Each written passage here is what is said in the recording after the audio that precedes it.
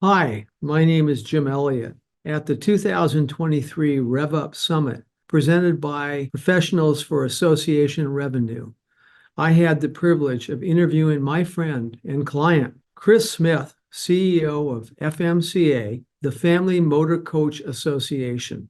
The topic was building a culture of revenue, with emphasis on the importance of bringing a commercial mindset to the essential task of raising non-dues revenue. FMCA has had outstanding success in this area in the last 7 years that Chris has been CEO. Here is a brief overview of the elements of the presentation. What's a little different about us is let me talk about the size. We have about 72,000 members, so we are the largest nonprofit RV organization in the world. There's an organization bigger than us that is for-profit, but as far as nonprofits, we're the largest. That equates to about 120,000 individuals, because each family membership can have 2 people, or if they have children, they can have them on their membership as well. So about 120,000 individuals. So one of the big topics I think here is operating as a for-profit entity. And in the association world, that's a hard thing to do, right? I mean, our missions don't necessarily align with that mentality, but there are ways, I think, to operate that way. And as you can see here, the year before I took over, I've been CEO for 7 years. From taking over until now, we've annually increased our non-dues revenue 5 times from what it was. Just a little background, I come from the for-profit world. The association world's a little newer to me. So I kind of had that mentality already coming into this role. And one of the first things I did is sit down and you think outside the box. You think of, we have RVers and they travel all across the country and they have very complex vehicles they're using, and how can we find benefits that they need that can help us as well?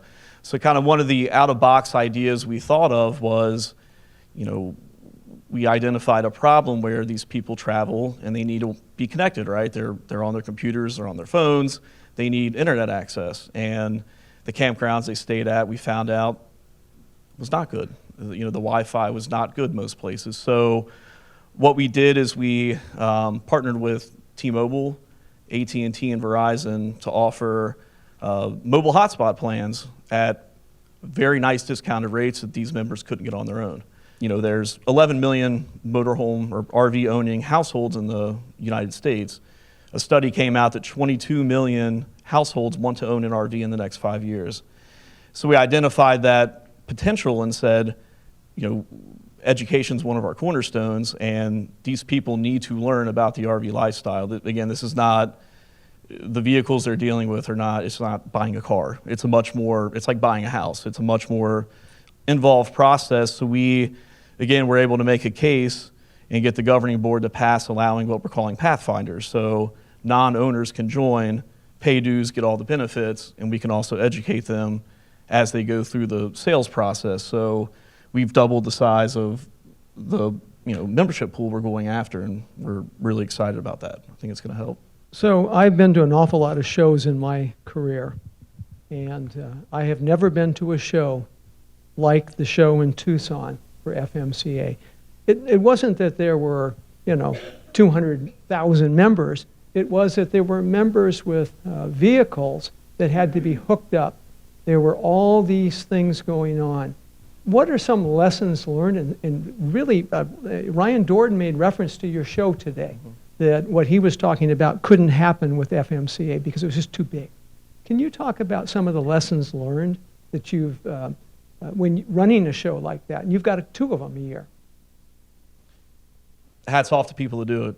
I mean, it's not an easy thing to do. We have an excellent events director that has been around for 20 plus years now, and we've done 110 of the conventions that Jim's talking about. So we normally do 2 per year. Depending on where it's at, we have between 1,500 and 3,000 RVs parking on site. So just that crowd, we have 3,000 to 4,000 people, and then we'll probably have another 2,000 or so come through public gate. We put on 150 to 200 seminars at these events.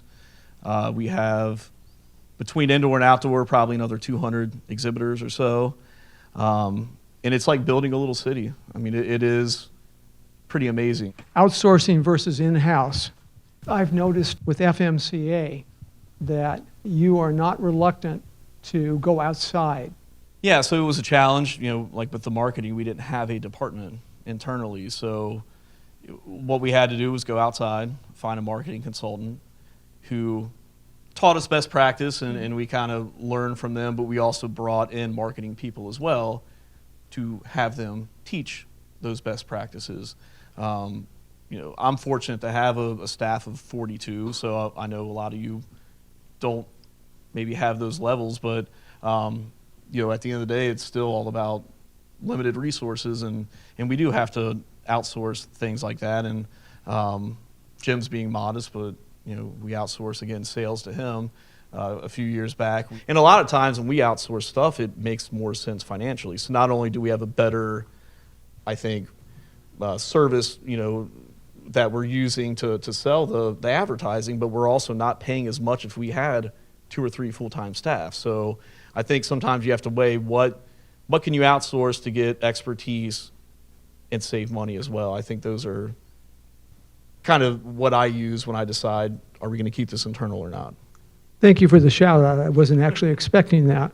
Chris, do you want to kind of go through some of the lessons that you've learned, and then we can take some questions? Yeah, I think from a profit perspective, it's not a dirty word. I think it's something, obviously you at least want to break even. That's the ultimate goal, but it's okay in the nonprofit world to make money. It's not a bad thing because you can reinvest that, right? You can put it in your investment account, save it for when times are tough, or save it for when you want to do an initiative to grow membership. I mean, profit's not a bad thing, and I think a lot of people struggle with that. Like I said, think in new ways, think outside the box. And having people come in like Jim, like our marketing firm, like myself as a for-profit mind, to give a different perspective to how associations could run, I think is important. Strategy, we kind of talked about that. When you're looking for this non-dues revenue, the IRS has really, as you can imagine, confusing rules behind what they consider related income and unrelated income. So some of the easy stuff, the unrelated, is investment income, right? That's unrelated. That one's easy to understand. I'll give you an example of one that wasn't so easy to understand is the Tech Connect I described. Giving members discounts to access internet service. Seemed to us that would be related. It's a member benefit that they need.